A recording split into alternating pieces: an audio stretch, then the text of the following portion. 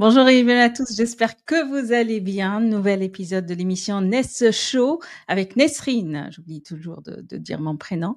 J'espère que vous allez bien et j'espère que vous allez passer des bons moments avec nous cet après-midi. Parce qu'on est l'après-midi, chers amis, il fait chaud. Hein, je ne sais pas, mon invité, il est dans le sud, là, il va nous dire s'il fait chaud, comment ça se passe Il chez fait chaud, vous. très très lourd en ce moment. Très, très lourd. Alors, chers amis, ici, vous avez l'idée de créer un patrimoine. Si vous voulez revoir quelques erreurs, si vous avez l'intention d'épargner, vous avez des soucis d'assurance, peut-être vous voulez avoir des idées, restez avec nous. Cette émission, c'est pour vous. Aujourd'hui, j'ai l'honneur d'accueillir mon invité qui était très patient avec moi. Il est agent général en assurance et en même temps, il est gestionnaire de patrimoine. Ismaël Lakdar, comment ça va? Ça va, je te remercie Nesrine. Moi, chaudement on va dire, mais ça va. Tu es dans le sud, là, tu es en mission, c'est ça? Ouais, je suis en mission, ouais, j'avais un rendez-vous ce matin, puis après ouais, j'ai des choses à régler dans le sud, mais bon, j'en profite un petit peu. On allie l'utile à l'agréable. Ah, super. Alors, pour découvrir un petit peu et comprendre ton métier, quel a été votre premier contact avec ce monde, Ismaël? C'était Alors stage moi, d'observation ou c'était, voilà, peut-être une personne de la famille ou une connaissance? Comment ça a été? alors en fait, ça a été par hasard parce que j'ai fait des études. Moi, j'ai fait une école de commerce, je me suis spécialisé en finance. Mmh. Et j'ai découvert le métier en fait, donc il y a eu un stage d'observation, mais après j'ai intégré un cabinet de courtage qui m'a Oui. fait découvrir le métier et après de fil en aiguille, bon, j'ai intégré d'autres structures. Je suis, parti en banque privée et heu et là aujourd'hui, voilà, je travaille, avec un groupe mutualiste, une ancienne boîte qui existe depuis 1844 et c'est comme ça, voilà, de fil en aiguille que, voilà, je suis resté dans le métier. Bon, c'est un métier très passionnant, enrichissant parce qu'on en apprend tous les jours. Chaque Mmh. jour est différent, le cadre est différent, les problématiques sont différentes, les gens sont différents, les paysages sont Ouais. différents. Mais voilà, c'est très enrichissant. Alors, ce qui t'a attiré le plus, c'est les gens ou les paysages, Ismaël? Dites-nous tout. Pas les 2 parce qu'après, les paysages, bon, un coup on est en montagne, un coup on peut être au bord de la mer parce qu'après on n'a pas de restrictions, je travaille beaucoup moi par bouche à oreille. Mmh. Donc, je gère en fait des familles entières. Des fois, ça part des grands-parents aux petits-enfants. Donc, Mmh. mon client le plus âgé avait 95 ans, le plus jeune, 3 mois. Et voilà, Ah oui, on peut faire du patrimoine à tout âge. bien et on veut comprendre plus et surtout, découvrir ce métier. Je ne sais pas s'il est, assez connu. Est-ce que, il y a des mythes autour de ce métier, Ismaël, ou pas? Alors après, il n'y a pas de mythe d'autres professions comme les avocats, les notaires, les experts comptables, les courtiers en prêt, parce que tout est lié en fait dans la gestion de patrimoine. On est un peu comme Mmh. le médecin de famille qui, quand voilà, on va voir des familles, on est un peu comme le chef d'orchestre. Et là-dessus, on va orchestrer, si voilà, s'il y a besoin d'envoyer vers d'autres professionnels, on va travailler vers d'autres professionnels, un peu comme le médecin qui va envoyer vers des spécialistes. Mmh. Et voilà, on va étudier un petit peu le patrimoine, donc la problématique de la personne qu'on a en face de soi, donc à travers un diagnostic patrimonial. Parce que d'abord, on va Mmh. regarder un petit peu comment la personne est organisée aujourd'hui, quelle est sa situation, quels sont ses objectifs, quel est son horizon de placement, euh, voilà, quels sont ses objectifs de vie. Voilà, on va regarder plusieurs thématiques, ne serait-ce qu'aussi sa fiscalité, ce qui est important de voir voilà si une personne paye trop d'impôts, voir un petit peu ce qui est possible de faire pour justement Oui. réduire son imposition. Des fois, ça demande juste une réorganisation, une structuration pour justement optimiser au mieux. Donc, on a une image avant, mais on a une image Ouais. aussi après, une fois qu'on est intervenu. De voilà comment ça peut être. Alors tu parles d'organisation, quels sont déjà, qu'est-ce qu'il faut mettre en place pour s'organiser? Et quelles sont les erreurs à éviter? Alors, les erreurs à éviter. Ce qu'il faut mettre en place, c'est je vais dire, c'est du temps.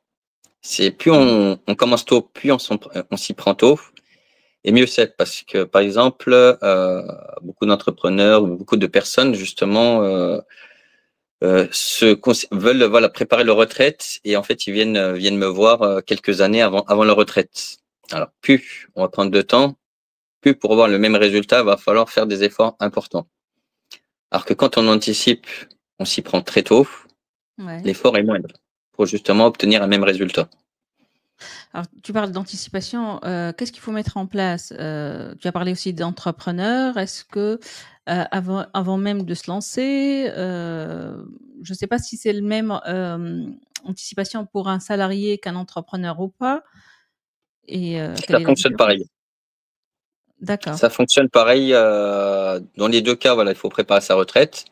Et je Mmh. dirais d'autant plus pour un entrepreneur parce que quelqu'un qui est voilà, en entreprise individuelle ou qui est en société, s'il fait pas l'effort lui-même de justement de constituer sa retraite, il aura une retraite qui sera basse. Mmh. Contrairement à un salarié où on a bon, au moment où on va aller à la retraite, ouais, on va récupérer 50% de ses revenus à la vie active. D'accord. Mmh. Pour un indépendant, c'est plus bas que ça encore. Donc, Mmh. je dirais voilà, il vaut mieux anticiper parce qu'après vous avez, il y a la retraite donc de base, il y a le régime de base, donc la retraite classique. Après, si vous avez cotisé, vous avez votre régime complémentaire. Mais Mmh. bon, c'est le régime par répartition, c'est le régime qu'on connaît tous. Mais on ne sait pas ce système-là. Il y a beaucoup de déficits. Il les voit disparaître avec le temps et de plus en plus, on va devoir voilà mettre en place un régime par capitalisation. Donc moi, je pars toujours du principe, bon, si vous touchez quelque chose à la retraite par l'État, tant mieux. Mais si vous ne touchez rien, pour pas vous retrouver le bec dans l'eau, vaut mieux voilà anticiper, préparer sa retraite, une retraite par capitalisation. Non, ça viendra toujours en complément de revenus, Alors si tu si on peux touche nous quelque chose. expliquer un petit peu, comment ça se passe, la retraite par capitalisation? La retraite capitalisation, c'est mettre en place en fait des solutions pour justement capitaliser sur sa retraite, pour au moment où, là, où on rentre justement on rentre au moment de la retraite, qu'on ait des Mmh. revenus par rapport à ses objectifs. De combien. Après, on met le curseur là où chacun veut atteindre quel est le montant qu'il veut atteindre pour sa retraite. Si on me dit, voilà, je veux avoir 2 000 euros pour la retraite, je veux avoir 1 500 euros, voilà, on va mettre en place une stratégie pour atteindre cet objectif. Mais à travers des différents placements financiers qui existent sur le marché. D'accord, donc si j'ai bien compris, c'est le client qui, on va dire, il met son objectif, il veut tel montant ou pas. Est-ce que c'est Bien sûr. toujours possible ou voilà, vous essayez des fois de, raisonner ou faire des propositions? Eh ben après, on va être là pour orienter justement. On va raisonner, bien entendu, et faire des propositions parce que sur des choses réalistes par rapport à la situation de chacun. Mais après, une Mmh. situation n'est jamais figée. De toute façon, elle évolue avec le temps. Quand on commence tôt, quand on commence jeune dans la vie active, on a un certain niveau de revenus, mais plus on va avancer dans sa carrière, plus nos revenus vont augmenter. Et peut-être que là, voilà, on va faire un arbitrage, on va réajuster voilà, pour atteindre cet objectif. Alors si j'ai bien compris, parler de voilà, dès qu'on démarre la vie active, le mieux, dès qu'on commence dans la vie, active, d'y aller voir un gestionnaire, un avis, le mieux d'y aller voir son banquier ou, de préférence un gestionnaire de patrimoine? Ah, vaut mieux aller voir un gestionnaire de patrimoine parce qu'on sera spécialisé justement dans le patrimoine. Mmh. Le banquier, on peut toujours aller voir le banquier, mais ce qu'il va proposer en général, le banquier classique, ça va être des livrets bancaires, ça va être des solutions simples. Si on veut Mmh. vraiment avoir une véritable stratégie d'organisation et de patrimoine, il vaut mieux aller voir un gestionnaire de patrimoine qui va mettre en place une stratégie pour justement répondre à plusieurs objectifs. Parce qu'il y a plusieurs thématiques dans une vie. Il y a la Mmh. retraite, mais il y a aussi la préparation des études des enfants. Ce qu'on peut faire, voilà, il y a le premier achat immobilier, il y a financement du permis. Voilà, quand on a des enfants, voilà, il faut préparer ça, mettre de l'argent de côté pour financer des études s'ils veulent faire des études. Mmh. Il y a la retraite, mais après la retraite, comme on vit de plus en plus vieux, il y a la dépendance aussi. Heu, voilà, il y a D'accord. pas mal de thématiques. Pour ceux qui ont des entreprises, bah, il y a la transmission d'entreprise. Transmettre Oui. son entreprise, ça se fait pas du jour au lendemain. Il faut anticiper, se préparer. C'est pas au moment, en fait, où on va vendre son entreprise, on va se dire: «Bah, sous quel régime je vais me mettre, et comment, voilà, comment je vais procéder». Mmh. Tout s'anticipe, voilà. Tout demande de l'anticipation pour justement, optimiser, sa fiscalité, optimiser, la transmission dans les meilleures conditions et puis aussi sa succession. Ce que j'ai oublié, c'est parce qu'on vit, donc on est, on vit et on meurt. Donc il faut aussi Ouais. optimiser sa succession pour plus tard, pour pas qu'il y ait de parce qu'une, transmission mal maîtrisée, c'est des tensions dans les familles. J'en ai très souvent vu, des familles où en fait, il y avait rien qui était prévu et Mmh. quand en plus il y a pas d'entente entre les héritiers, entre les bénéficiaires, ça peut durer, ouais, en termes de transmission Et et j'imagine que créer des ça peut conflits. impacter les relations. On va y revenir, hein, vers la succession parce que c'est un sujet à part, j'imagine et c'est un gros sujet. Tout à fait. Comment, établir, une relation de confiance avec les clients, Ismaël? Alors je dirais, c'est une relation de long terme. On va travailler sur le temps avec nos clients. Moi, j'ai un objectif, c'est d'aller voir mes clients au moins une fois par an. Bien Mmh. entendu, je reste à disposition tout au long de l'année, s'ils ont besoin de moi, s'ils veulent, voilà, me solliciter, ils peuvent me contacter, ils peuvent m'envoyer un mail, m'appeler, par message. Aujourd'hui, je reçois même des messages à travers WhatsApp, voilà. On contacte par différents biais. Mais voilà, je reste à disposition, de mes clients et dans tous les cas, si j'ai pas de contact, c'est de faire au moins un bilan, au moins une fois par an pour voir un petit peu, quelles sont les évolutions, s'il y a des changements et voilà, faire une mise à jour un petit peu sur une situation Donc si et j'ai c'est bien comme compris, ça que naît la relation de confiance. c'est une relation à longue durée alors? Long terme? Tout à fait. Nous, on travaille sur le long terme. C'est pas du one shot, on va travailler sur le long terme, c'est une relation de confiance et c'est pour ça qu'on travaille des familles entières. Mmh. Voilà, on va s'occuper des grands-parents, aux petits-enfants, parce qu'il y a cette relation de confiance dans la famille. Même j'ai des familles, j'ai des parents qui me disent, j'ai dit à mes enfants, s'il vient m'arriver quelque chose, tu contactes directement Ismaël. C'est parce qu'il y a cette relation de confiance. Bien. J'imagine il y a des histoires qui t'ont marqué quand même, Ismaël, dans ton parcours. Ça fait combien de temps déjà que tu exerces ce métier? Alors ça va faire 13 ans que j'exerce ce métier, donc ça passe. Ouais, On voit plus les années passer, les années ouais, défilent très très vite. Mais après bah, quand on aime son métier, on voit pas le temps passer. Il y a je toujours quelque chose confirme. à faire, on est toujours occupé. C'est sûr. Mais après, ouais, il y a toujours des histoires marquantes, bah, pas des personnes que j'ai vues, vieillir, puis après du jour au lendemain, ouais, partir. Mmh. Mais bon, on passe tous par là. Heu, sur des histoires marquantes, ouais, bah, après comme je disais, bon après j'ai vu, des situations aussi de succession où ouais, rien n'était fait, où même, des frères et sœurs se déchiraient, à coups de procès pour Mmh. justement, sur un partage sur des biens immobiliers et Mmh. après ouais, sur les choses marquantes, ouais, voilà, c'est ce qui ressort le plus, c'est ce qu'on voit le plus, mais après aussi il y Sur a le coup, ouais. Mmh. c'est surtout ça, c'est ou aussi des histoires de séparation. Parce que j'ai eu, beaucoup de cas aussi de séparation où on s'occupe de monsieur, madame et du jour au lendemain, voilà, il y a chacun m'annonce qu'ils vont se séparer et heu Mmh. et voilà, après si ouais, s'il y a pas d'entente, s'il y a pas d'organisation, d'où pourquoi en fait aussi c'est important de regarder tout ce qui est régime matrimonial, voir un petit peu comment la famille est structurée. On va travailler sur plusieurs axes, un axe Mmh. civil, un axe économique, un axe fiscal, un axe patrimonial, l'axe prévoyance aussi, protéger sa famille parce que Oui. aussi comme je disais, ouais, quand il y a des décès, si on n'a pas fait le nécessaire, pour assurer le train de vie en fait de sa famille, des fois on peut se retrouver dans des situations dramatiques. C'est des fois dans un couple, il y a une personne qui a des revenus, l'autre personne qui travaille pas. Et du jour au lendemain, si la personne qui a les revenus disparaît, la personne le conjoint va se retrouver sans revenu du jour au lendemain si voilà, si le nécessaire n'a pas été fait. Donc pourquoi c'est important de préparer aussi un capital en cas de décès. Voilà, dans tous les cas, c'est important. Ou peut y avoir des accidents de la vie aussi.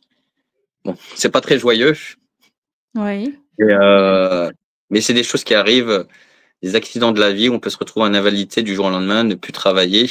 Et si on n'a pas prévu des revenus de remplacement, eh ben, la situation peut devenir précaire. Ouais. On va revenir à tous ces cas parce que c'est important d'en parler et de prévenir. C'est tout aussi l'intérêt de cette interview. Et j'ai reçu même quelques questions sur ces sujets-là. Tout d'abord, pour comprendre un petit peu, quelles sont vos valeurs fondamentales dans ce métier, Ismaël, et comment les clients aussi ils peuvent choisir selon ces valeurs-là leur gestionnaire de patrimoine? Alors, en général, les clients vont choisir plus un conseiller avant de choisir l'entreprise qu'on représente. Parce que Mhm. c'est la relation humaine qui va primer avant tout. Parce que là, on peut s'entendre avec quelqu'un et ne pas s'entendre avec quelqu'un d'autre. Ça va être surtout donc une relation humaine. Et sur les valeurs, bon, après, c'est la confiance, je dirais, la loyauté. Puis aussi, bah, après, moi, je suis tenu au secret professionnel. Donc, il y a confidentialité par rapport à tout ça. Mhm. Mais C'est voilà, on reste proche des clients. bien. Alors, parmi les questions que j'ai reçues, c'est comment ça se passe un premier rendez-vous? Quels sont les éléments que vous regardiez en premier? Quels sont les clients? Ils arrivent avec quelles questions? Et surtout, le moment, je pense, est-ce qu'il y a un moment idéal en fait pour y aller vous rencontrer? Ah, il n'y a pas de moment idéal. À partir du moment où on crée de la valeur, on commence à voir créer, donc gagner de l'argent ou créer de la valeur, même investir tout simplement. Mmh. Voilà, il est conseillé d'aller voir un. Donc il y a pas de temps. Il n'y a pas forcément de temps. Comme je disais tout à l'heure, j'ai un client il y a 3 mois. Pourquoi? Parce que ses parents ont voulu lui mettre déjà les pieds à l'étrier et lui constituer une épargne. Parce qu'en plus, bon, comme il est jeune, il n'aura pas besoin de son argent tout de suite. Donc, il lui Mmh. constitue une épargne pour que ses 18 ans, il se retrouve avec un capital. Donc, ce sera un première routine, première pierre pour se lancer dans la vie active. Mmh. Et donc, il y a pas de temps idéal, mais voilà, il est conseillé d'aller voir quelqu'un. D'accord, Et et le sur premier rendez-vous comme se passe comment? Ouais. le premier rendez-vous, en fait, alors, lors d'un premier rendez-vous, ce que je vais faire, c'est en général, voilà, je reçois la personne, je lui pose toute une série de questions un petit peu sur sa situation, donc sa situation civile, si la personne est mariée, si voilà, sous quel régime, s'il y a des biens immobiliers, quels sont les placements financiers qu'ils ont mis en place, quelle est la fiscalité, donc le montant de l'imposition. Donc en général, je demande de venir avec son avis d'imposition dans un premier temps, donc son avis d'imposition, puis après, voilà, c'est une série de questions. Ça va être un peu une série de questions pour découvrir. C'est une découverte, c'est un rendez-vous de découverte. Et à Mmh. partir de ce rendez-vous de découverte, donc où j'aurai questionné la personne, là, je vais convenir d'un deuxième rendez-vous où on va apporter des solutions à ce premier rendez-vous, à ce rendez-vous D'accord. de découverte. Mais voilà un peu comment Bon, ça se passe, tout simplement. En fait. tout le plus simplement possible. Le Alors on plus parle de simplement possible. patrimoine. Quand on parle d'un patrimoine, c'est quoi? C'est un épargne déjà qui a été mis en place, un premier achat immobilier, heu, une personne qui a investi tout seul, comment ça se passe? Si tu peux nous Ça peut expliquer être un tout petit ça à peu? la fois. Ça peut être tout ça à la fois. Ça peut être une épargne, donc du financier, Ouais, ça peut être de l'immobilier. Des ouais. fois, il y a des investissements qu'on a fait avant, et des investissements qu'on fait même à plusieurs à travers des SCI ou bien des investissements en biens propres. Il y a des investissements qui ont été faits donc avant le mariage, d'autres pendant le mariage et d'autres après même. Mmh. Voilà, le patrimoine, ça peut être plusieurs choses. Ouais. En fait, c'est un condensé de plusieurs choses, de plusieurs investissements, du financier, de l'immobilier, et voilà, c'est tout cet équilibre. Et puis, on peut travailler sur des capitaux, mais aussi on peut travailler sur les flux. Les flux, c'est la capacité d'épargne d'une personne. On va toujours Mmh. regarder un petit peu par rapport à vos charges, quelle est votre capacité d'épargne, ce qui vous reste, voilà, pour pouvoir épargner. Alors, ça a l'air simple hein, comme question et évidente, mais ma question en fait, c'est pour comprendre un petit peu le rôle d'un gestionnaire. À quel moment il intervient. Si la personne a déjà investi et on voit quand même elle a certaines connaissances à l'épargne, à l'investi.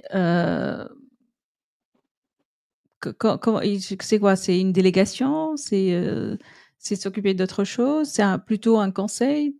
De quoi on a besoin? Alors, en fait, alors ça va être plus, on aura besoin de conseils, donc d'être orienté sur une stratégie, donc d'être mis en place donc sur des rails, sur les bons rails, Mmh. choisir la bonne fiscalité dès le début, suivant les projets qu'on veut faire, Mmh. parce que ça peut Alors avoir un alors impact sur le quelles temps. sont les erreurs qui se font en général, qui reviennent à chaque fois? Ah, les erreurs qui reviennent. Alors, déjà, juste pour finir, pour revenir, donc, ouais, c'est par rapport au patrimoine, il y a pas de, ouais, il y a pas Mmh. de, en fait, à toutes les étapes de la vie, en fait, on a besoin de conseils, on a besoin voilà, de savoir où on va, d'être orienté. Mmh. Et concernant donc les erreurs, il y a, voilà, il y a plusieurs choses. Il y a une première erreur, donc confondre l'entreprise et patrimoine. Il y a beaucoup d'entrepreneurs qui mettent toute leur énergie, en fait, leur argent, leur temps dans leur boîte, dans leur société. Ils oublient, en Oui. fait, de construire leur patrimoine personnel. Ils pensent que leur boîte, en fait, c'est leur patrimoine. Mais l'entreprise, en fait, Mmh. c'est un outil et pas une fin, donc pas une fin en soi. Et je vois, en fait, après tout ça, je vois que des dirigeants, après 20 ans de succès, donc ils se retrouvent sans rien du tout. Parce que, en fait, Mmh. comme je disais tout à l'heure, il suffit d'un conflit, d'une liquidation judiciaire, d'un divorce, et on leur prend tout, il n'y a plus rien. Donc, pourquoi? Parce que tout était à leur nom, il y avait une séparation il n'y avait pas de séparation des actifs et il n'y avait pas de structure adaptée à ce moment-là. Donc, c'est important Mmh. voilà, d'avoir la bonne structure, une bonne partition de ses avoirs pour, voilà, pour répondre, pour faire face à plusieurs situations. Oui.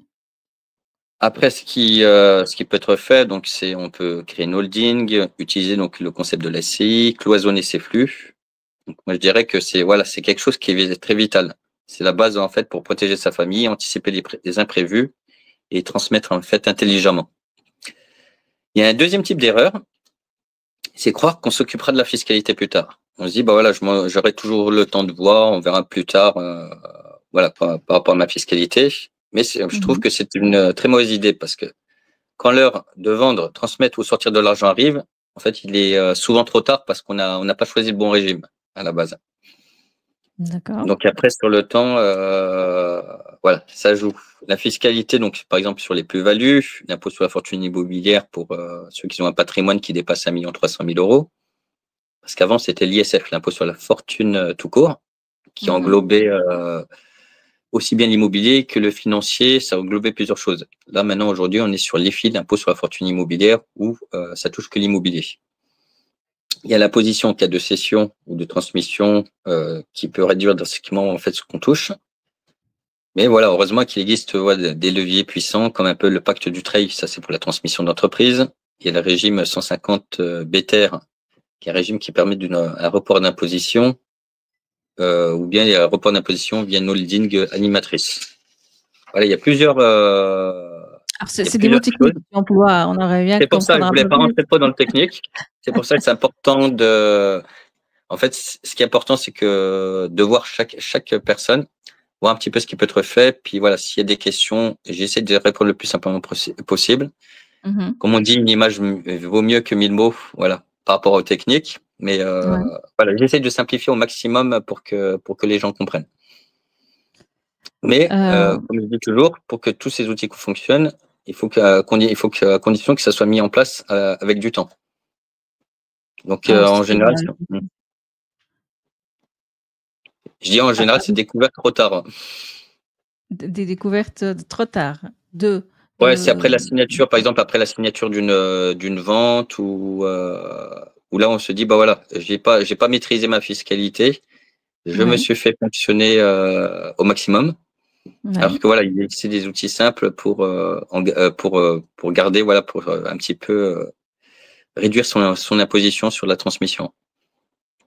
Et c'est dû à quoi? C'est une malinformation? C'est négligé ce point-là, Ismaël, ou parce qu'on Ah, n'a c'est pas reporté à pensé plus voir tard. En fait, ah, il y a beaucoup de personnes, je vois beaucoup de personnes qui ont la tête dans le guidon et en fait, ils repoussent, ils repoussent, ils repoussent, ils remettent à plus tard les choses.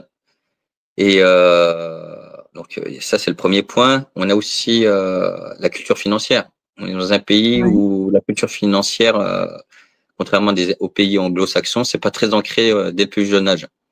Donc Mmh. c'est très important de s'éduquer financièrement pour justement pouvoir anticiper.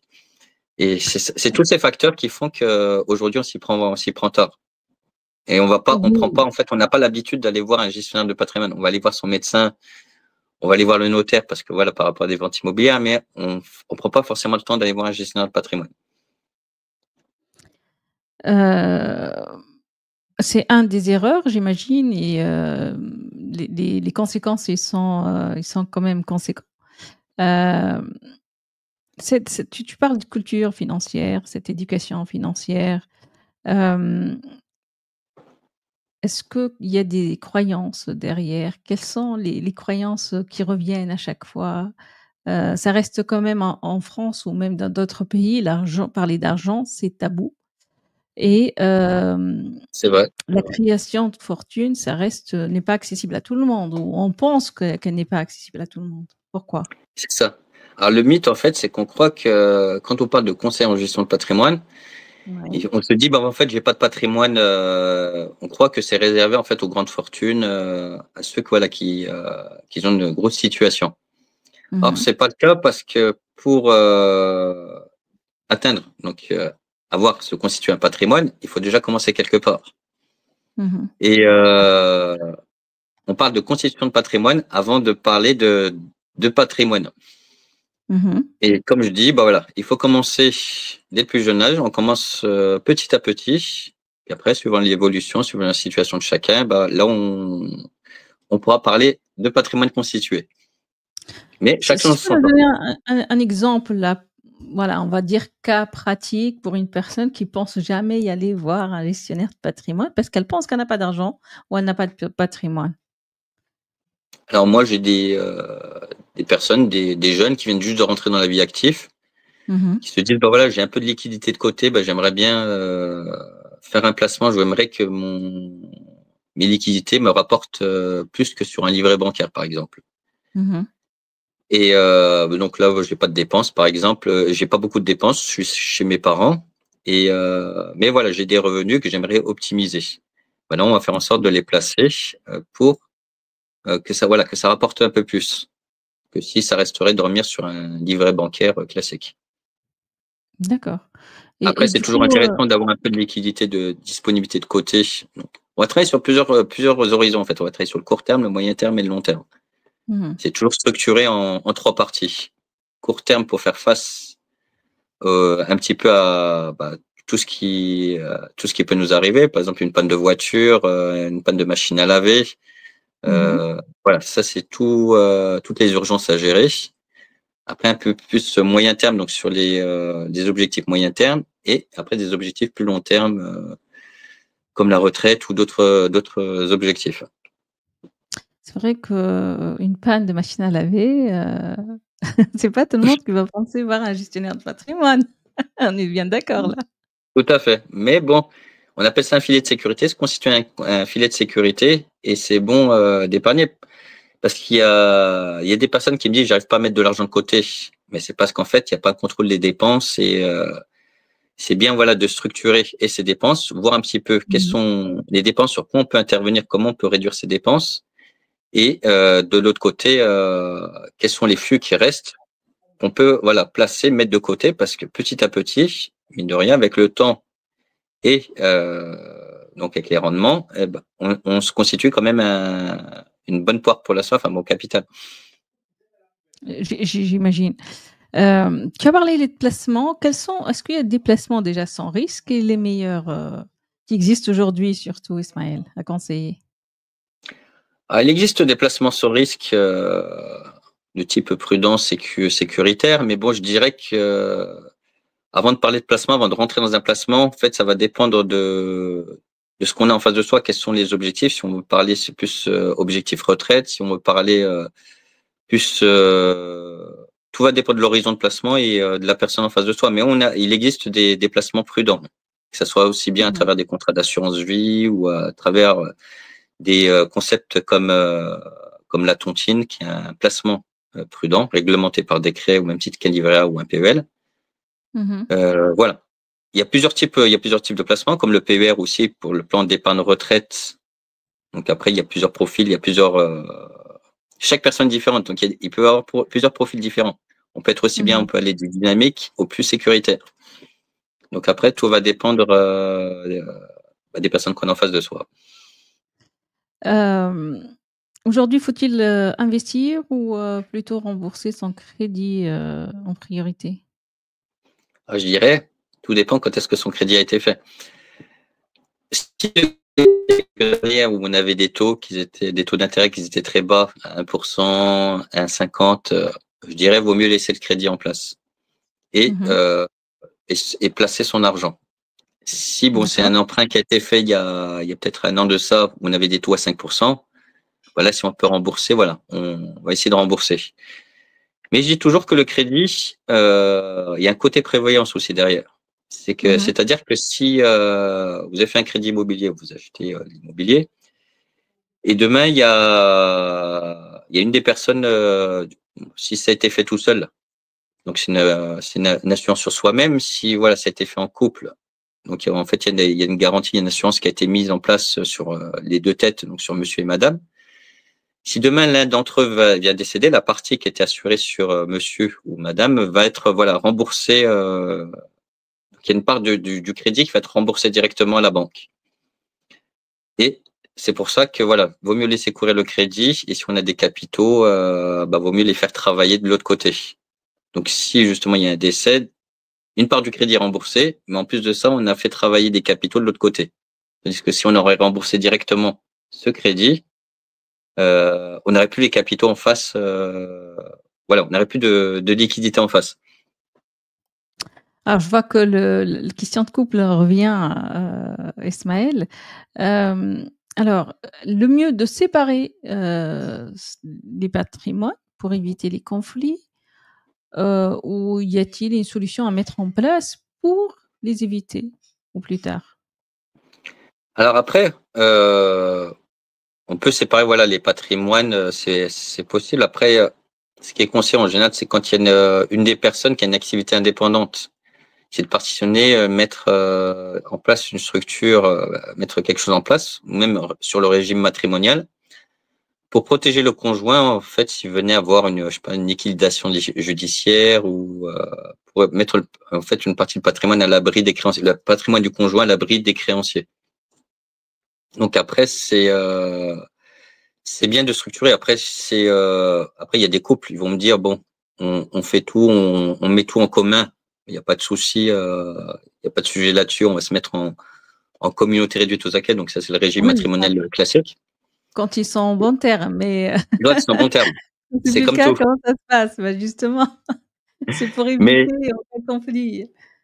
si on veut éviter, il vaut mieux voilà prendre un régime séparatiste comme donc la séparation de biens où chacun voilà va faire son patrimoine de son côté, être à l'abri, ou choisir un régime hybride un peu de la participation aux acquis ou donc ce régime hybride, c'est le régime classique allemand où on est en séparation pendant toute la durée de vie du mariage ou voilà pendant toute l'existence, et au moment de la séparation, on est en régime communautaire, c'est-à-dire que l'époux qui s'est le plus enrichi va devoir une récompense à celui qui s'est le moins enrichi.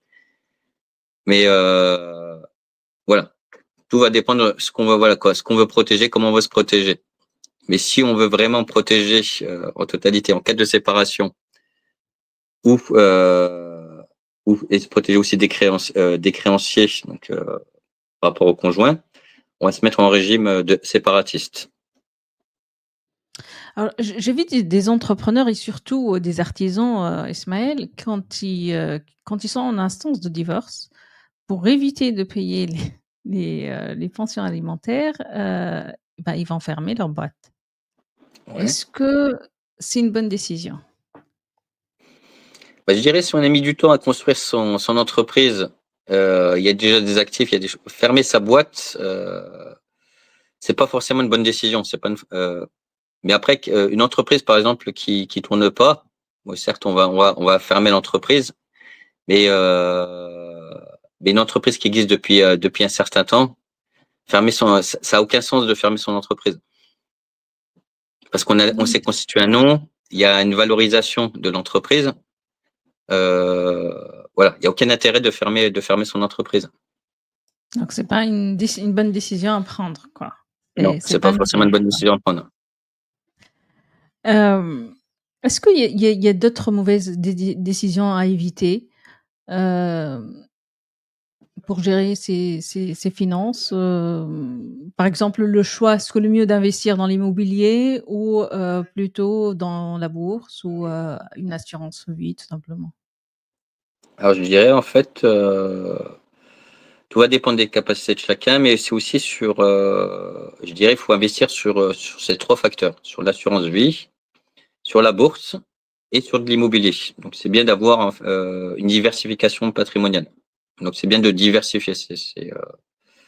Donc il y en a pas un qui élimine l'autre. Bon après il y en a qui auront plus de préférence sur certaines choses par rapport à d'autres, mais les 3 sont complémentaires. L'un n'empêche pas l'autre. Et surtout Donc sur la bourse, parce qu'on a tendance à dire que parce que la bourse c'est jamais linéaire, ça monte, ça descend, voilà, il y a des fluctuations suivant voilà ce qu'on fait, mais sur le temps, la bourse sort toujours gagnante par rapport à d'autres types de placements. Sur le long terme, on a toujours de meilleurs taux. Donc vous conseillez quand même d'investir dans la bourse, Ismaël? Je conseille Il faut d'investir dans la avoir un bourse. minimum il faut avoir un minimum de connaissances ou c'est le rôle du gestionnaire de patrimoine ou faut y aller voir un expert dans ce domaine? Alors, c'est le rôle du gestionnaire de patrimoine, justement, d'orienter la stratégie. S'il y a une stratégie qui n'est plus adaptée, qui ne convient plus, de changer un petit peu le fusil d'épaule et de faire un arbitrage, de changer un petit peu les différents supports.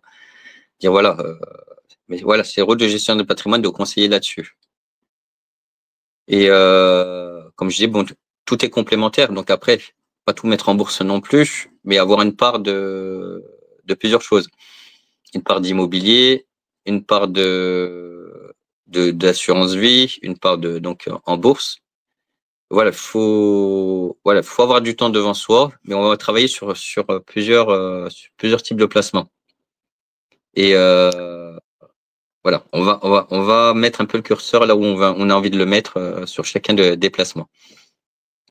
Alors voilà, on sait que très bien que c'est relatif, les revenus des investissements à la bourse et c'est pas régulier. Est-ce que des fois il y a des déceptions? Est-ce que on s'en prend à un gestionnaire de patrimoine au cas où voilà les coûts ils ont baissé, il y a pas peut-être des bénéfices?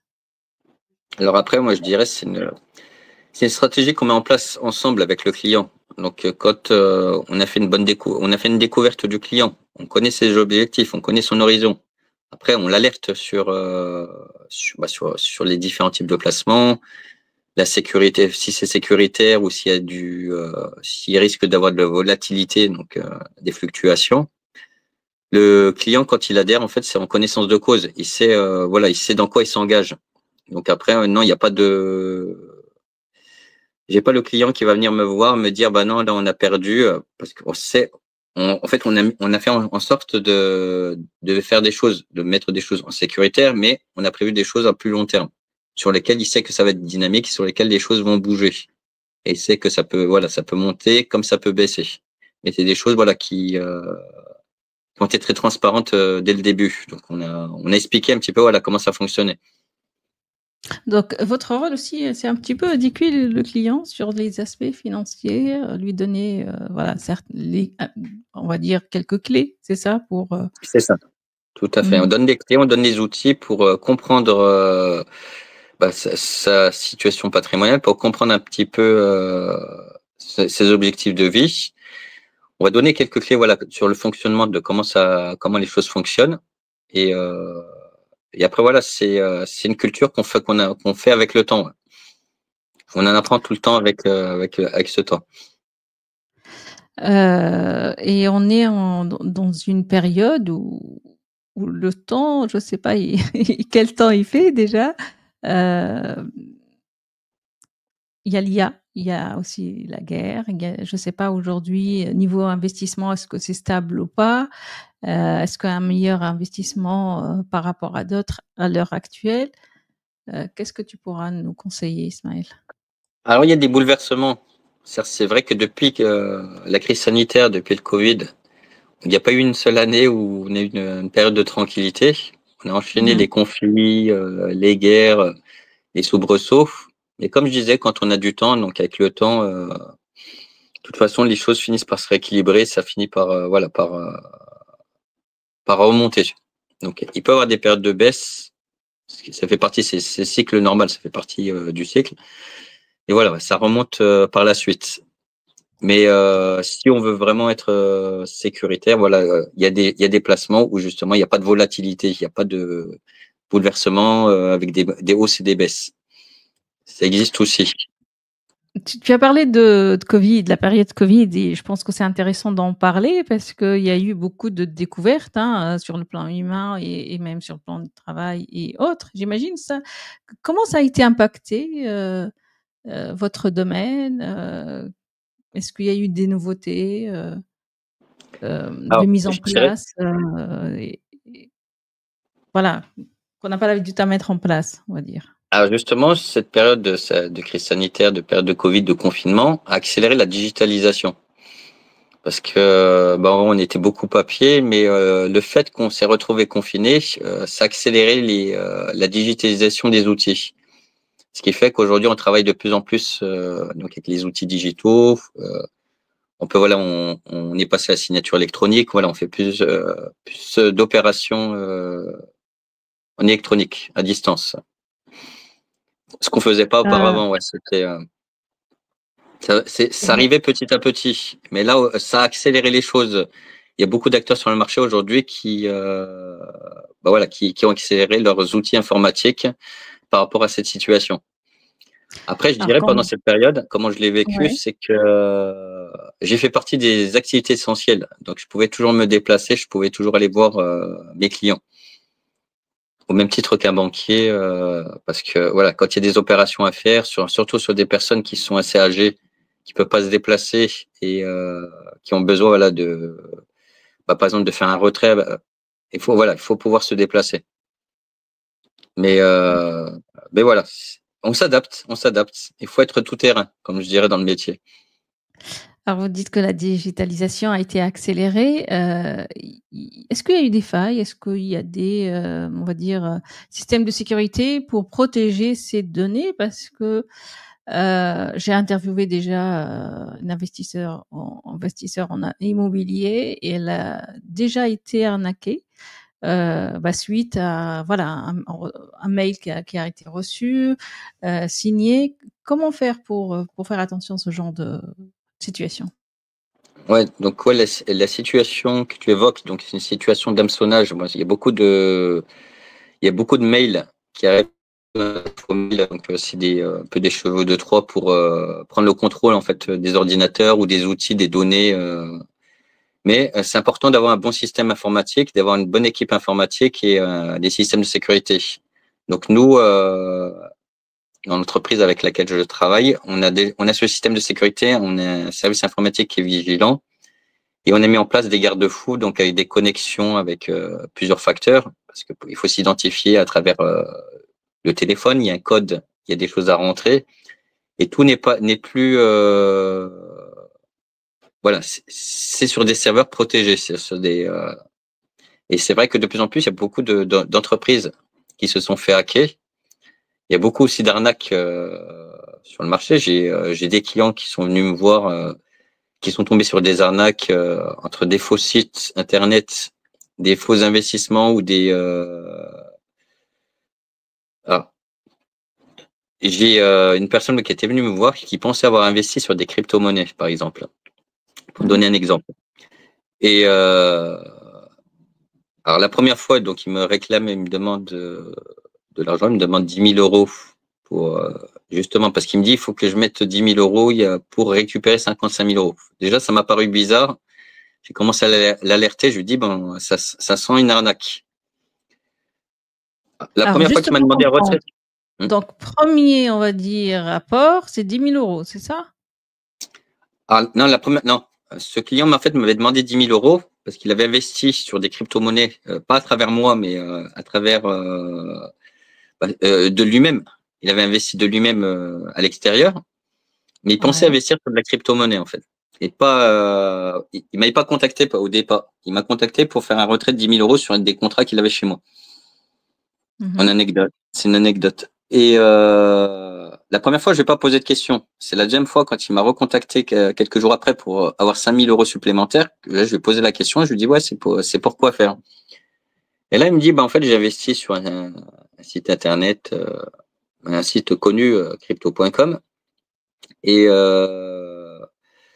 il me dit voilà, j'ai investi sur des bitcoins, mais on me dit en fait pour que je récupère les 55 000 que je devais récupérer, il faut que je mette 15 000 euros. Et mais c'est pour ça que je l'ai alerté. Je lui dis c'est bizarre, ça me paraît une arnaque. Depuis quand on demande de payer de l'argent pour récupérer de l'argent? Exactement.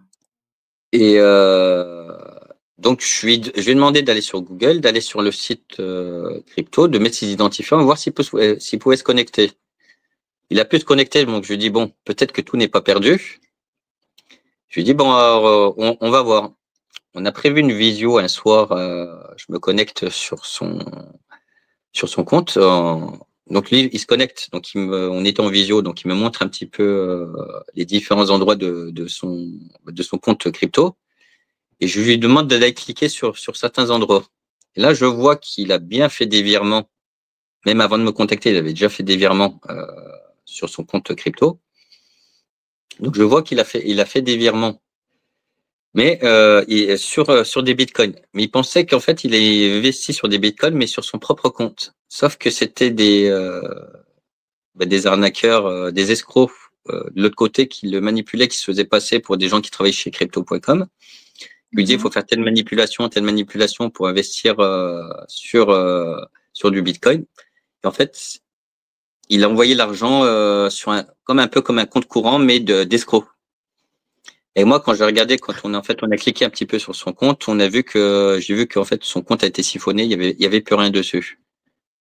Mais c'est pour ça Ouais, que c'est important quand il y a ce genre de choses, de me prévenir avant. Et tout de suite, moi, avec mon expérience, je peux alerter, dire, voilà, vaut mieux pas aller sur ce type de placement. Ça va être une arnaque, ça va être une escroquerie. Et on en voit de plus en plus, il y a de plus en plus d'arnaques. Et, et malheureusement, ouais, voilà, c'est courant. Mais c'est donc important, ouais. ouais, de plus en plus on en parle de bitcoin, aujourd'hui. Est-ce que à part ce genre de décision où on en prend seul, sans conseil, sans, voir son gestionnaire de patrimoine ou même banquier, hem, c'est à éviter en fait? Est-ce qu'il y a d'autres éléments à voir sur le site ou sur les personnes qui nous contactent, Ismaël? Alors après, c'est important de vérifier l'adresse mail de provenance qui nous envoie ce mail. Est-ce que c'est un mail officiel ou est-ce que c'est un mail bidon, un mail d'arnaque? Toujours passer par les moteurs de recherche pour aller sur le site internet. Donc taper le moteur de recherche et ne pas cliquer sur un lien qu'on nous envoie. En fait, des fois, il peut y avoir une copie conforme d'un site existant, donc d'une société qui a pignon sur rue, mais en fait, c'est un faux site. C'est juste mis en place pour récupérer des données bancaires et à partir de là, débutent toutes les arnaques, toutes les escroqueries derrière. Donc après, c'est important d'être vigilant. C'est une vigilance de tous les instants. C'est comme les arnaques bancaires où des personnes appellent et en fait se font passer pour le conseiller bancaire, on va dire qu'il y a une fraude sur la carte bancaire et on nous fait faire des opérations. Donc parce qu'aujourd'hui, comme les choses sont sécurisées, il faut passer par une application sur son téléphone pour valider les opérations. Et si la personne n'est pas vigilante, donc l'escroc va le manipuler pour cliquer donc sur son application pour valider les opérations, en lui faisant croire en fait que il y a une fraude sur son compte et que voilà, il faut sécuriser d'urgence. Donc c'est très important d'être vigilant là-dessus. Ouais. Alors tu gères des familles. Tout à fait. Comment ça se passe en fait? Ça commence par les parents au début qui deviennent grands-parents de leur côté.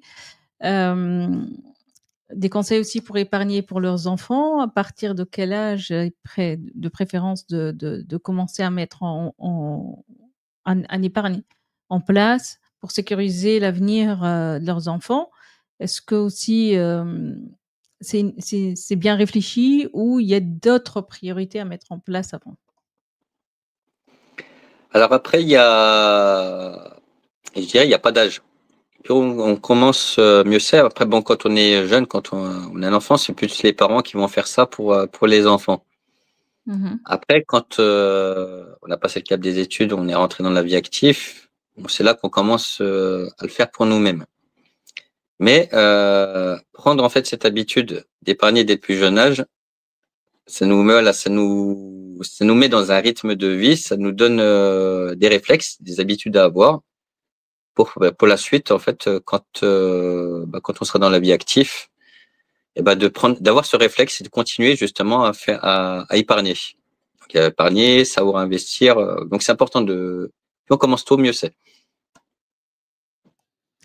Et pour la succession, qu'est-ce qu'il faut mettre en place pour que ça se passe bien après, et éviter les conflits? Que Après, généralement vos clients, j'imagine mhm. la majorité des entrepreneurs, soit ils évitent, soit ils donnent pas d'importance à mettre en place, soit par méconnaissance en fait, simplement. C'est souvent par méconnaissance ou après remettre de se dire en fait j'ai le temps. C'est toujours on se dit j'ai le temps, je le ferai plus tard. Mais il faut arrêter de croire qu'on est trop jeune pour penser à la transmission. Parce qu'une mauvaise transmission, en fait, ça peut être des dizaines de milliers d'euros de fiscalité en plus, donc des conflits familiaux et parfois même des années de blocage sur la succession. Donc en Mmh. solution simple, ce qui peut être fait, c'est par exemple faire du démembrement, donc démembrer des biens immobiliers pour justement adoucir la transmission.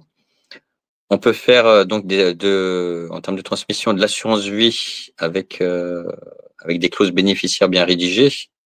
Parce que voilà, ce qui est possible de faire, c'est transmettre 152 500 euros par bénéficiaire sur un contrat d'assurance vie en cas de décès sur tous les versements avant ses 70 ans. Et on a un autre abattement de 30 500 euros pour tout bénéficiaire confondu sur les versements après 70 ans, sachant que les intérêts qui sont générés après 70 ans ne rentrent pas dans la succession. Donc, c'est des outils simples, mais ces outils déjà permettent d'économiser quelques milliers d'euros. Parce que d'un côté, on a une transmission subie, de l'autre côté, on a une transmission choisie. Donc, vaut mieux préparer sa transmission choisie plutôt que de la subir. Et voilà, on peut faire plusieurs choses. On peut faire des donations aussi de son vivant. Voilà, quand on a les moyens, quand les moyens le permettent, on peut donner. Donc après, il y a plusieurs abattements. Il y a la donation classique, 100 000 euros par enfant, ou 31 865 pour la donation de somme d'argent. Et tout ça, en fait, ce sont des abattements qui sont renouvelables tous les 15 ans. Tous les 15 ans, les compteurs se remettent à zéro, on peut refaire des donations. Mais pour ceux qui ont les moyens, voilà, on peut transmettre également de son vivant pour réduire un petit peu, alléger la fiscalité par la suite sur la transmission. Qu'est-ce qu'on peut faire d'autre? Bon, après, pour l'entreprise, pour l'entrepreneur, il y a le pacte du trail, il y a l'article 150 BTR, voilà, sur lequel on peut jouer. Voilà, on peut jouer sur plusieurs stratégies. Alors si Et tu peux nous expliquer un petit peu le pacte de Trey, c'est quoi? pacte du trail, c'est voilà, des fois quand on veut transmettre l'entreprise donc à ses enfants, voilà, on va transmettre les parts. Donc après, faut que le dirigeant parte dans les 2 années qui suivent à la retraite. Et en fait, on bénéficie d'un abattement sur le montant de la vente de l'entreprise. Donc un abattement de 500 000 euros. Mais voilà, on va jouer sur ce pacte. Mais voilà, ça c'est une transmission, il y a une transmission familiale. quand il y a une reprise, par exemple, dans certaines entreprises, l'entreprise se transmet de père en fils ou de père en fille. Et voilà, on va jouer là-dessus, sur cet outil-là. Et après, comme je disais, chaque Ouais. situation s'étudie. En fait, on peut pas donner on peut pas donner une situation, on peut pas donner une explication généraliste, mais après, voilà, on va étudier la situation de chacun.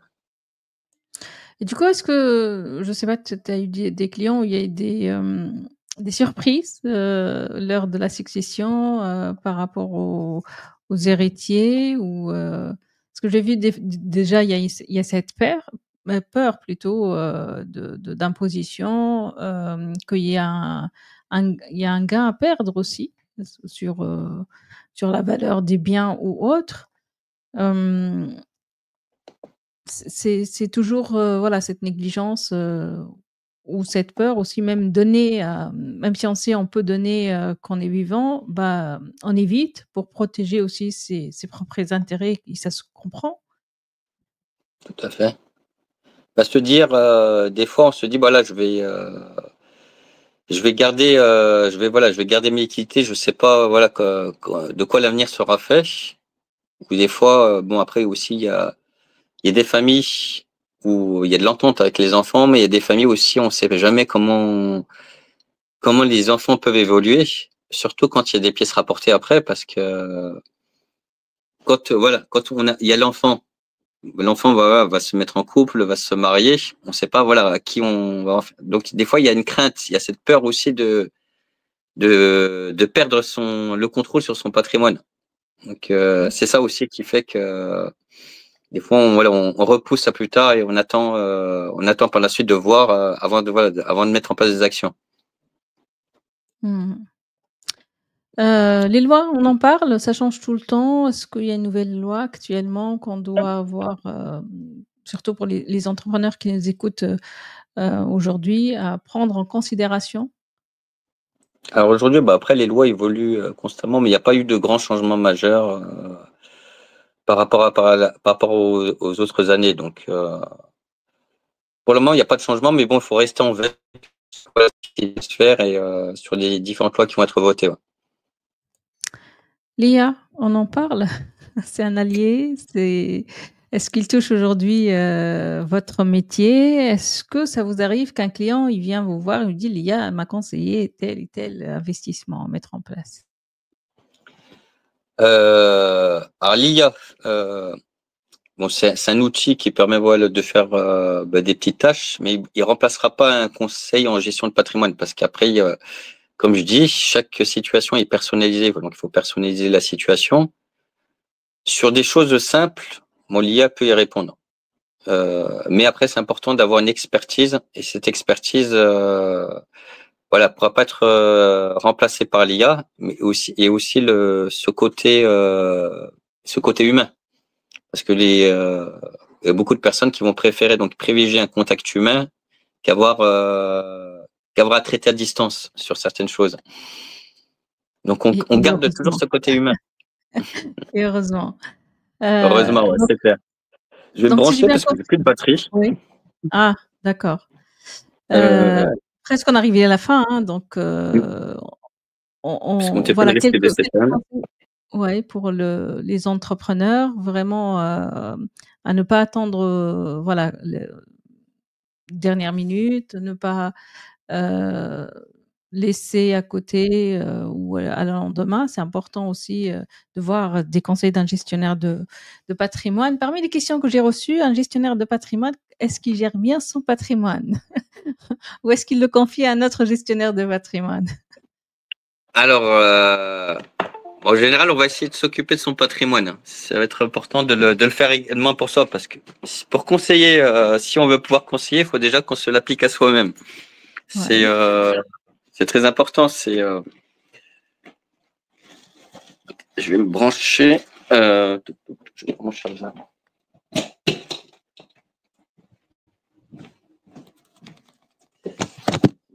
Chers amis. Pour pouvoir payer, faire face à ses factures, s'il y a des loyers à payer. Mais donc il y a ça. Et puis après, on va faire en sorte aussi, bah, après de se constituer un patrimoine. Donc, on va travailler donc sur ces flux financiers. Donc, si on a des capitaux, donc on va placer et vérifier que les rendements sont bien optimisés, que le contrat est bien optimisé. On va le fait d'être dans le métier, on va regarder ses clauses bénéficiaires. Donc, bon, après moi je rédige mes propres clauses bénéficiaires. Que ça soit clair et qu'on sait à qui c'est transmis et on va travailler sur toutes les différentes thématiques sur lesquelles que j'ai citées tout à l'heure. Je me les applique à moi-même. D'ailleurs, ce que j'ai pas dit tout à l'heure, je suis dans le sud aujourd'hui pour gérer mon patrimoine. Parce que j'ai un investissement un petit peu ici et justement je venais faire un point de contrôle et gérer un petit peu le bien ici. Et tu investis plus dans l'immobilier ou est-ce que tu fais des placements Bitcoin Alors je fais aussi bien du financier que de l'immobilier. Donc, comme je disais, c'est bien d'avoir un équilibre, d'avoir un patrimoine équilibré. C'est ne pas avoir trop d'immobilier. Et il faut avoir une part d'immobilier, une part de financier, mais il faut qu'il y ait un équilibre dans son patrimoine. Parce que sachant que l'immobilier, donc, comme je disais, ça rentre totalement dans la succession. Les livrets bancaires rentrent totalement dans la succession. Après, il y a certains placements financiers qui, eux, sont transmis hors droit de succession. Donc, en fait, on va créer cet équilibre.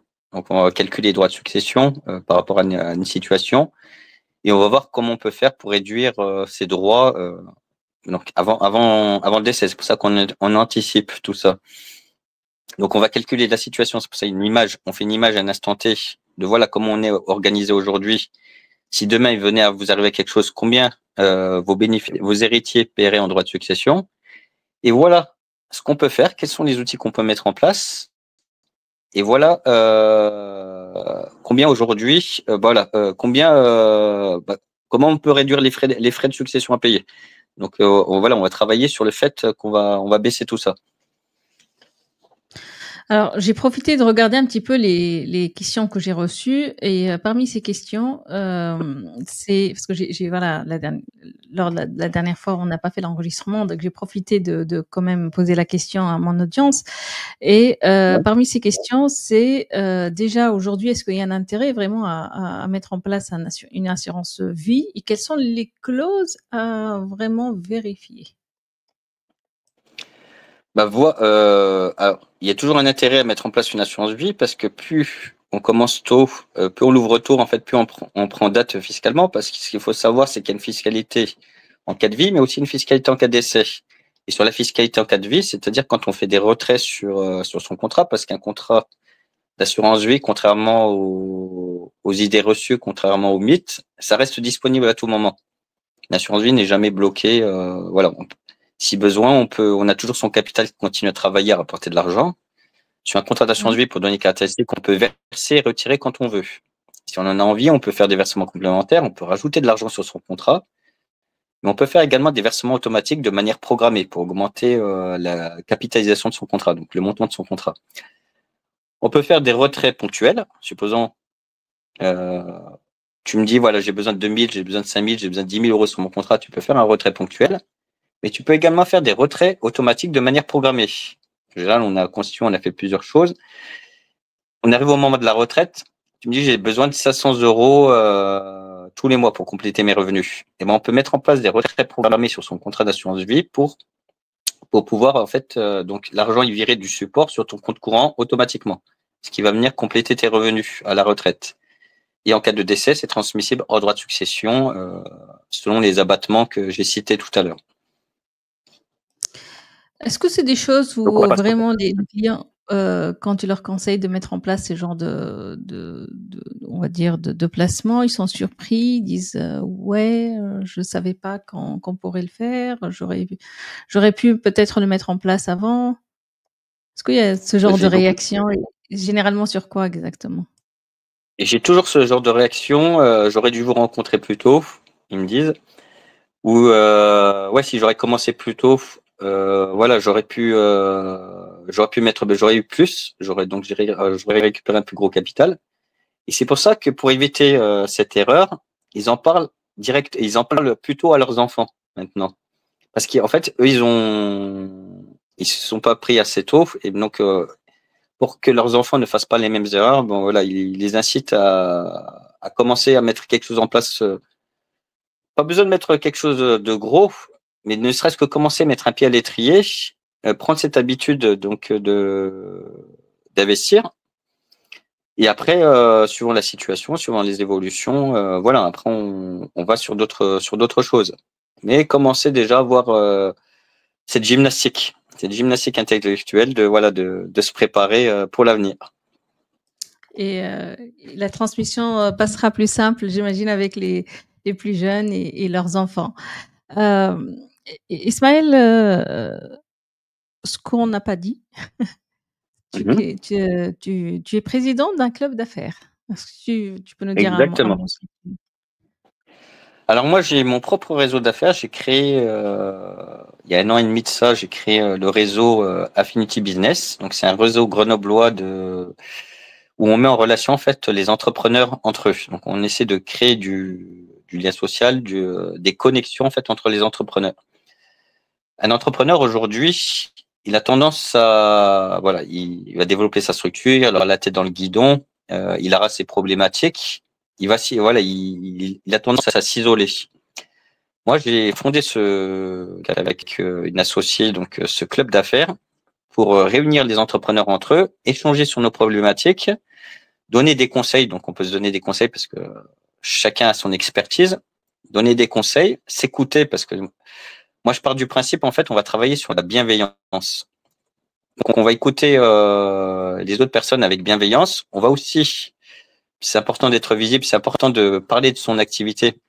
Donc, on va donner la chance aux entrepreneurs donc de parler d'eux, de parler de leurs activités, de parler de leurs besoins, de ce qu'ils recherchent, Donc, quels sont les marchés qu'ils veulent, voilà ce qu'ils veulent toucher. On va les mettre. Je travaille aussi avec une boîte de communication. On va mettre en place des interviews. Donc, on interviewe des entrepreneurs sur lesquels on va partager sur les réseaux sociaux pour avoir cette visibilité. Et voilà, si des fois, voilà, s'il y a une recherche de partenaires ou voilà, si on doit chercher des partenaires ou si on veut collaborer avec, je sais pas, on a besoin d'un avocat, un expert comptable. Il y a le réseau, mais aussi il y a cette visibilité à travers nos réseaux. Donc, j'essaie de travailler là-dessus. On fait de plus en plus de conférences aussi sur des sujets intéressants comme la paix économique. J'entraîne des entrepreneurs, je les fais venir pour faire des pitchs de leur société. C'est pas un exercice facile.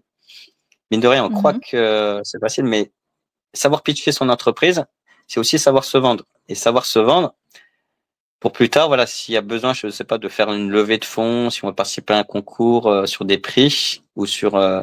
c'est important d'être à l'aise aussi bien dans sa société, mais aussi à l'oral. Donc, savoir vendre son entreprise. Parce que j'ai fait ça, je suis aussi au Rotary. Je suis responsable du pôle candidat jury des trophées Rotary de la création d'entreprise. Et j'ai eu cette chance, en fait, cette occasion de sélectionner donc des dossiers. On a eu 40 dossiers de candidature, donc sur le prix des trophées. Sur ces 40 dossiers, j'en ai sélectionné 12. Mais la veille, j'ai décidé de repêcher 2 autres sociétés. Donc on en avait 14 à auditionner à la Chambre de commerce de Grenoble. Et sur ces 14 dossiers, on en a retenu 6 qui sont venus faire leur pitch Alpexpo du côté de Grenoble. Et après, ça a été un vote du public sur la société gagnante. Après, toutes les entreprises, de toute façon, sont gagnantes parce que ils ont tous le droit à notre accompagnement, à l'accompagnement d'experts. Mais c'est là où je me suis rendu compte que l'exercice n'est pas évident. Il y a des gens qui sont à l'aise à l'oral, mais il y a beaucoup de stress aussi. Et c'est important, voilà, de savoir pitcher son entreprise, de savoir parler de soi. Et puis aussi, c'est bien pour sa visibilité. Mais à travers mon réseau d'affaires, voilà, je mets de plus en plus des exercices comme ça, des entraînements. Et puis on essaie de travailler de manière ludique. Et puis voilà, on fait des affaires, on fait du business entre nous, on se recommande entre nous, mais sans prise de tête, sans se prendre la tête, sans avoir un cadre un peu comme les cadres BNI où c'est très formel, très structuré. Non, en fait, on va mettre des choses un peu ludiques et plus joyeuse. Mais après, c'est à travers des petits déjeuners, parce qu'on est plus fun, exactement. Et nous, on se réunit, donc, soit à travers un petit déjeuner, un déjeuner ou un dîner une fois tous les 15 jours. Et on fait un after work une fois tous les 2 mois. Mais voilà, on développe le réseau. Et après, j'ai une vocation, parce que là, c'est développé du côté de la région de Grenoble. Mais j'ai pour vocation ensuite de me développer du côté de Lyon et développer donc le réseau au niveau national, voire à l'international par la suite. Mais et on recherche de plus en plus en fait des ambassadeurs dans chaque ville de France pour développer un groupe. Bien entendu, on va les aider donc à développer ce groupe. Donc à travers des contacts, et on essaye en fait de pas faire de doublons de métier. Il faut qu'en fait il y ait un seul métier par groupe pour pas qu'il y ait de concurrence. Bon, après, on peut retrouver des personnes qui font la même chose sur des after-work, mais pas sur des petits formats de petits déjeuners où là on va privilégier une profession par groupe. Donc, il n'y a pas deux experts comptables concurrents. Oui. Et vous cherchez quoi d'autre aussi? Est-ce qu'il y a d'autres corps de métier? Oui. Bah après, on a un expert comptable, mais on va pas mettre un expert comptable concurrent dans le groupe. On recherche toutes sortes de métiers. Après, moi, j'avoue que je découvre aussi des métiers que je ne connaissais pas.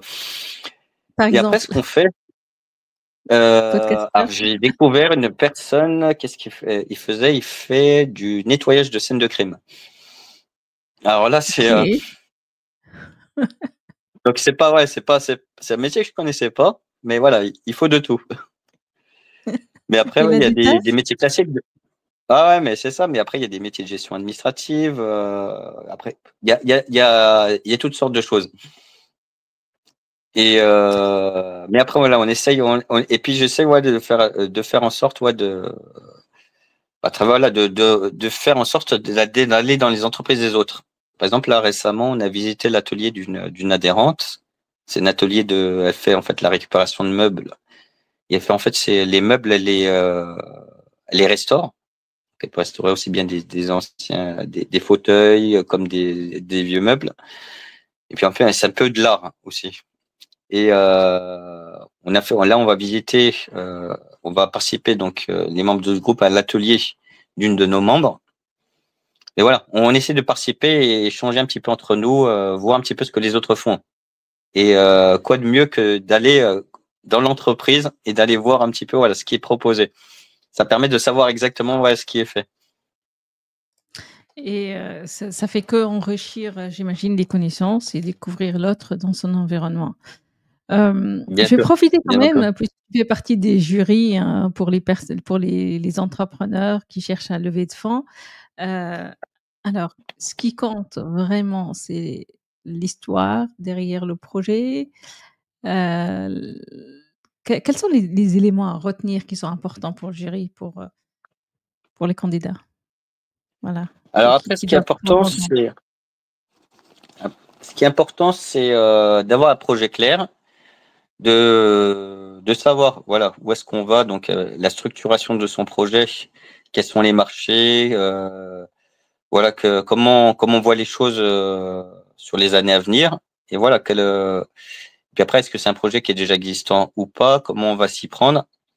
Mais après, j'ai eu la chance moi de rencontrer Jean-Michel Caram, qui est un jury justement qui va être mon associé, qui est venu sur Alpexpo.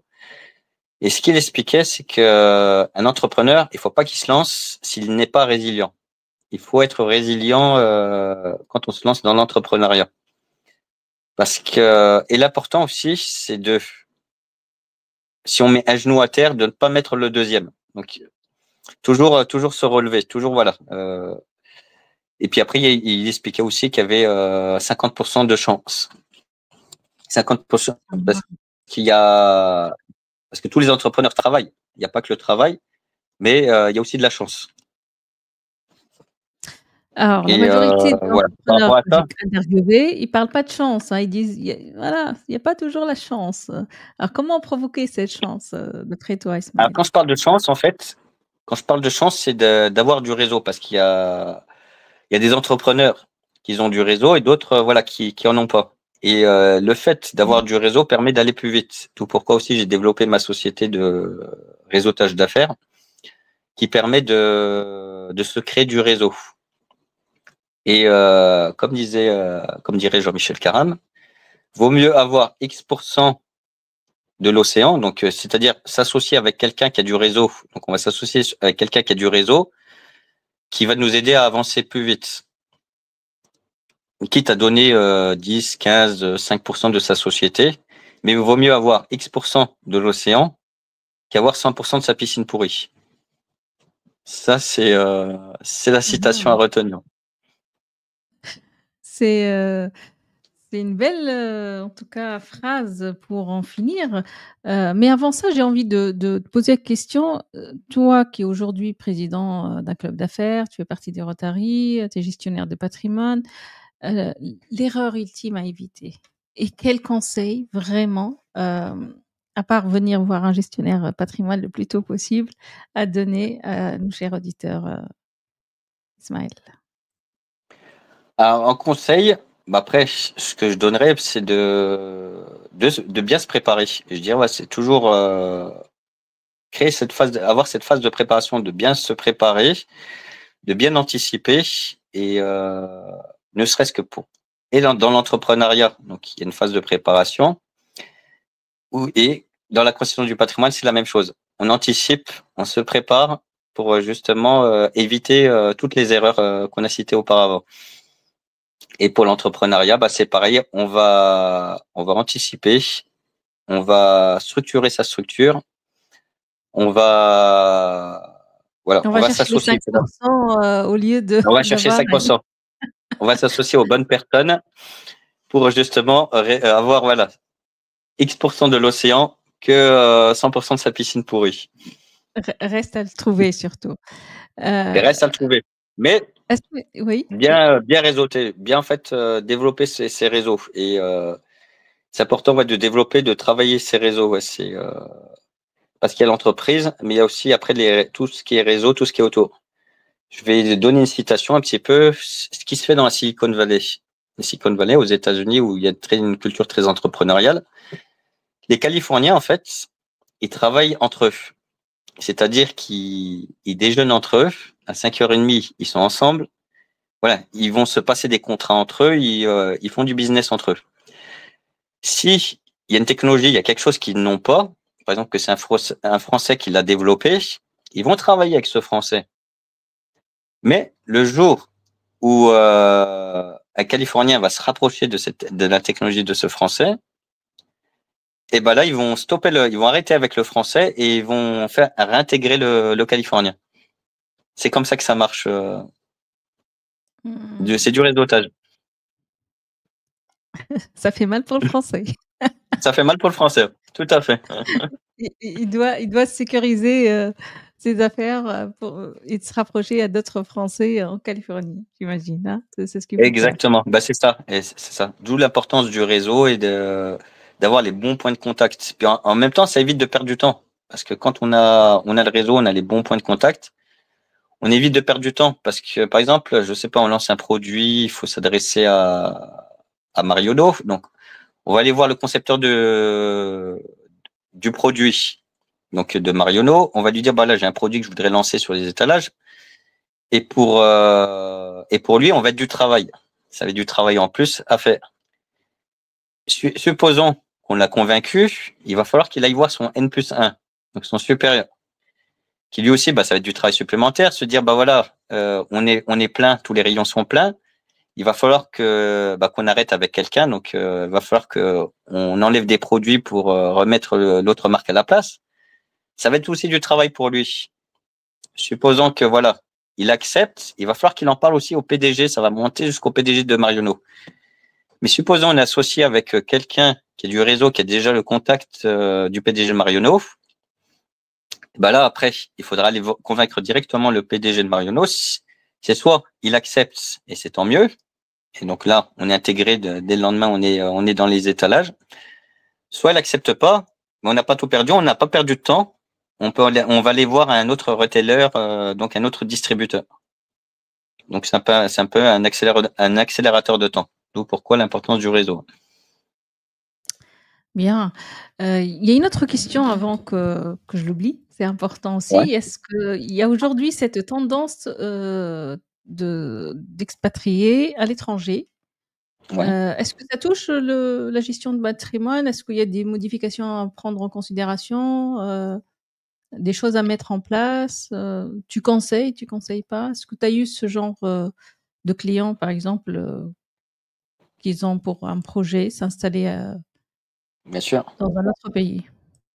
Alors, il y a des sociétés internationales, donc il y a des gens qui sont expatriés, qui vont travailler pour des grands groupes, qui vont être déplacés à l'étranger. Après, on a de plus en plus, aujourd'hui, il y a la mobilité. Donc, il y a de plus en plus de personnes déménagent, des fois se retrouvent à l'étranger. J'ai le cas, moi, d'un client qui est chercheur. Alors, un jour, il a été au Japon. Après, je l'ai retrouvé déménagement aux États-Unis. Et maintenant, il est en Finlande. Mais on a de plus en plus des déménagements. Donc, il faut s'adapter après justement sur le contexte international, donc déplacement, parce que il y a certaines choses qu'on peut pas faire avec certains pays. Mais après, voilà, c'est une gestion internationale du patrimoine. Donc après, pour des personnes aussi qui veulent investir à l'étranger, voilà, savoir les conseiller, savoir un petit peu comment s'orienter. Et là où ça peut compliquer aussi les choses, c'est en termes de transmission, de succession, voir voilà quelle va être la fiscalité qui va être appliquée à ce moment-là. Est-ce que c'est la fiscalité du pays de résidence ou est-ce que c'est la fiscalité du pays d'origine? Donc après, il y a des conventions entre certains pays qui fait que ça évite d'avoir une double imposition. Mais après, voilà, on va étudier la situation de cette personne. Mais il y a Un de plus en plus de événement, mobilité, je confirme. tu confirmes. C'est lié à quoi? C'est une tendance? C'est quoi? C'est les conditions actuelles? C'est lié à quoi? Comment tu Bah, l'expliques? c'est dans le cadre du travail aujourd'hui, comme je disais, il y a des entreprises de plus en plus internationales, donc qui fait qu'il y a une mobilité sur d'autres secteurs pour évoluer. Après, il y a aussi les conditions de travail. Il y a certains domaines où des jeunes voilà trouvent pas de travail ici du côté français. Du coup, ben, ils vont aller s'expatrier, ils vont aller dans un autre pays où ce sera plus facile. Voilà, ils vont trouver un travail plus facilement. Donc d'où pourquoi il y a des Parfait. déplacements à l'étranger. Ouais. Un événement à l'avenir, dans votre club, à préparer, Alors moi, je fais un petit déjeuner là le 4 juillet. Donc après, pour ceux qui s'intéressent, ils sont les bienvenus. Mmh. Et un after work le 17 juillet. Où là, Et pareil, les lieux? ça sent bien. Les lieux, ce sera sur Saint-Égrève, du côté de la région de Grenoble. Donc Ouais, je ça c'est donnerai le l'adresse à pour ce l'hôtel? moment-là. Ouais. Je donnerai les coordonnées ouais, à ce moment-là. Donc là, je ferai intervenir un conférencier pour cet after work, justement pour parler thématiques sur l'entrepreneuriat et des choses très intéressantes. Parce que j'ai eu l'occasion d'écouter certaines de ses conférences. Mais après, je me spolie pas, je garde un petit peu le suspense par rapport à voilà ce qui va se faire. Mais bon, faut pas hésiter à prendre contact avec moi, voilà. Puis j'inviterai les invitations, j'enverrai les invitations, voilà, à toutes les personnes qui se manifesteront, qui seront intéressées. Et justement, pour prendre contact avec toi, où est-ce qu'on peut te trouver sur les réseaux sociaux? Tu as Je suis sur LinkedIn, Facebook, ouais. Instagram, WhatsApp. Voilà. Après, je suis ouais, sur l'ensemble des réseaux. Ouais, je suis sur tous les réseaux, on peut me trouver. Après, je On va t'enverrai te mes liens si tu recontacter. veux les partager, mais Bien sûr, avec plaisir. Merci avec beaucoup plaisir. pour ce partage, Eh ben, de Ismaël. rien, avec C'était plaisir. un peu général. Comment ça a été pour toi? Non, c'était super. C'est toujours enrichissant d'échanger et de voir un petit peu, voilà. Et puis, si on peut apporter des conseils, si on peut éviter des erreurs, c'est toujours bon, voilà. C'est toujours de bons conseils à donner, ouais. Merci encore et peut-être à la prochaine. Bah, ça marche. Bah, merci à toi et bah, à la prochaine. Et puis, je Avec reste à plaisir. disposition. Merci, Merci au à plaisir. toi d'avoir accepté cette invitation. Merci les amis, j'espère qu'on vous a apporté les clés, hein, pour, mieux gérer votre patrimoine et surtout, voilà, n'hésitez pas à y penser, à anticiper, c'est important. Je vous retrouve prochainement dans un autre épisode de l'émission Nest Show. Moi, je vous dis ciao, ciao et à la prochaine. Au revoir. Au revoir.